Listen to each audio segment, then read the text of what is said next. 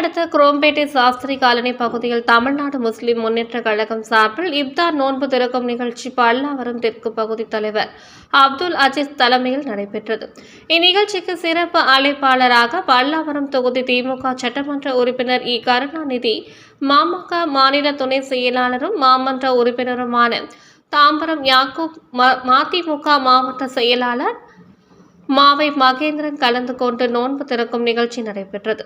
இந்நிகழ்ச்சியின் போது சிஎல்சி சாலையில் ஆர்ச் மற்றும் புதியதாக கட்டப்பட்ட ரயில்வே சுரங்கப்பாலம் பேருந்து நிலையத்திற்கு மறைந்த காகித மில்லத் பெயர் சூட்ட வேண்டும் என சட்டமன்ற உறுப்பினரிடம் கோரிக்கை வைத்தனர். இதனை அரசு அனுமதி பெற்றும் மண்டல குழு தலைவர் ஒப்புதலுடன் நிறைவேற்றி தருவதாக தெரிவித்தார்.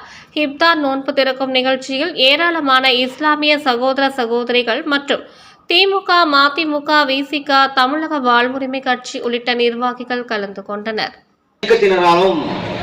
இந்த ஆண்டு நாடாளுமன்ற முயற்சி செய்யறாங்க. அதே மாதிரி மதுரையில திருப்பரங்குன்றத்தை வந்து பிஜேபி RSS முன்னெடுத்துட்டு இருக்காங்க. அதுக்கு இந்த முன்னெடுப்பை எல்லா